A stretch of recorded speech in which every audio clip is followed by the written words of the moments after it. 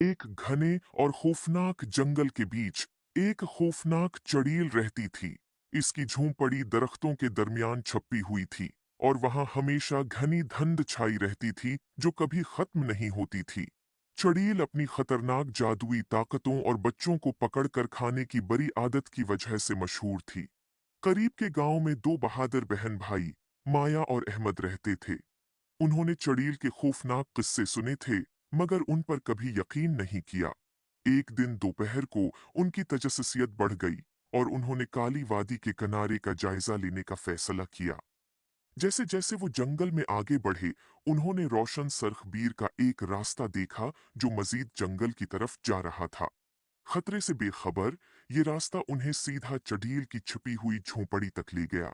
चड़ील अपने लंबे उलझे हुए बालों और तारीक गहरी आंखों के साथ सायों में छिपी हुई उन्हें देख रही थी और उसके चेहरे पर एक मकरुआ मुस्कुराहट थी। उसने एक जादू किया जिससे उसकी झोंपड़ी का दरवाजा खटाक से खुल गया। आओ अंदर आओ प्यारे बच्चों, चुड़ैल ने एक मीठे अंदाज में कहा।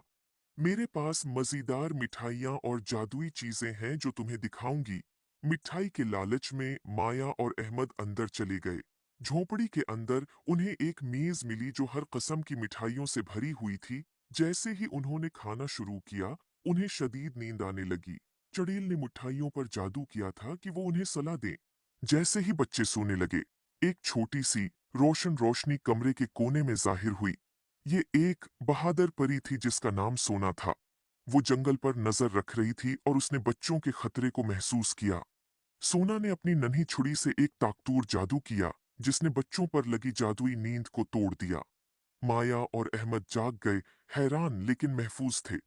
सोना ने उन्हें जल्दी से दरवाजे की तरफ रहनुमाई की और उन्हें फरार होने का इशारा दिया। चड़ील जब उसने देखा कि उसका शिकार भाग रहा है, चड़ील ने सोना पर जादू करने की कोशिश की, लेकिन सोना की जादुई ताकत ज्यादा मजबूत थी और उसने बच्चों के गर्द हिफाजती हिसार बना दिया। अपनी छुरी के एक और वार से सोना ने चड़ील को एक ततली में तब्दील कर दिया।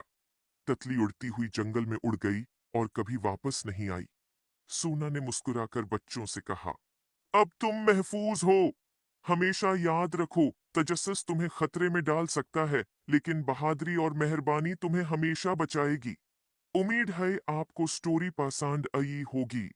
Please like and subscribe my YouTube channel.